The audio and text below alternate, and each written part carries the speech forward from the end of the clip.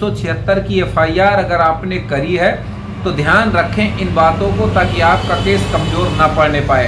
अक्सर औरतें या लड़कियों ने ये हमारे YouTube चैनल पे कमेंट किया है कि साहब आप वीडियो बनाते हैं सिर्फ लड़कों के फेवर में, तो आज ध्यान रखें, आज यह वीडियो आपके लिए है। जबकि कई वीडियोज़ हमने बनाया है लड़कियों के फेवर में, लड़कियों के लिए भी। देखिए, कानून बताना हमारा काम होता है।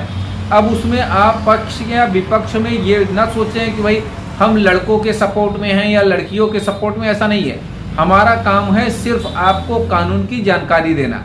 हम किसी के पक्ष और विपक्ष की बात नहीं करते हैं।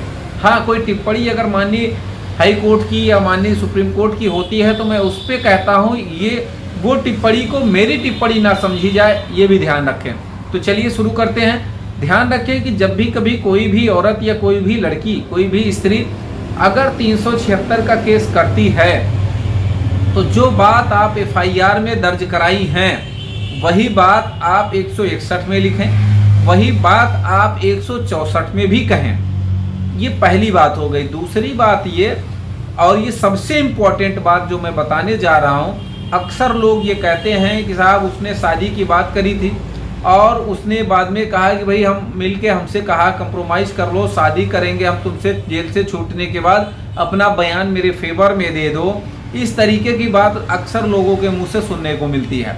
तो ध्यान रखें, चाहे वो आपसे शादी करे ना करे, ये बाद की बात होती है। अगर आपने बयान लड़के के फेवर में दिया तो जाहिर सी बात है कि गलती आपकी है, वो उसका खामियाजा आपको भुगतना होगा और उसका बेनिफिट हमेशा लड़के को ही मिलेगा या उस अभियुक्त को, उस आरोपी को ही मिलेगा। तो कहने का मतलब ये, किसी के बरगलाए में, किसी के बहकाए में, किसी के धन के लालच में या किसी भी लालच में आकर आप कभी भी अपने बयान को ना बदलें।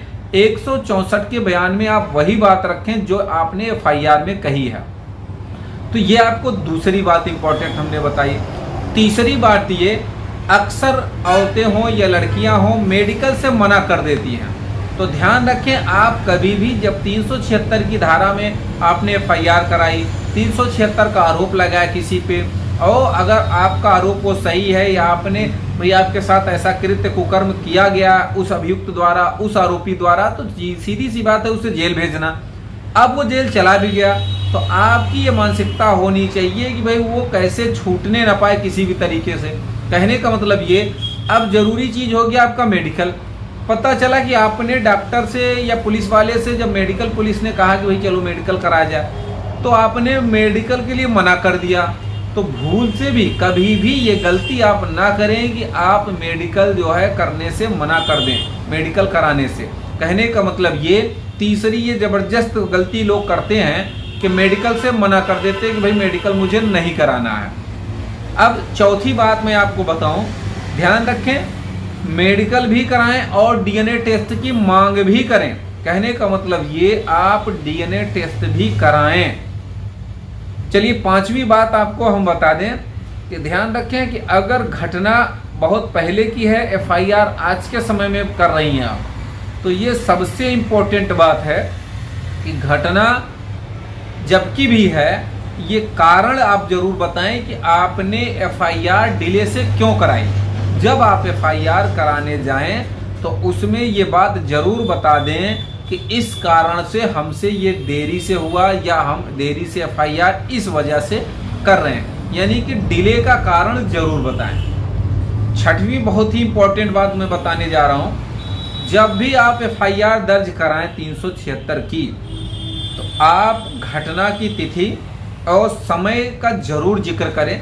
अक्सर लोग ये करते हैं कि जब भी 376 की FIR लड़कियां, औरतें कराती हैं तो उसमें घटना का समय और घटना की तारीख नहीं मेंशन होती है।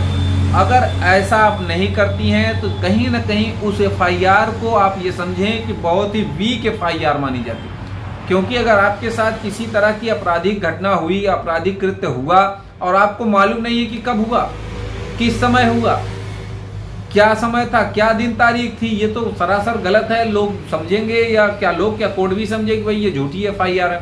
तो कहने का मतलब ये, आपकी FIR झूठी न साबित हो जाए, इसलिए ये काम जरूर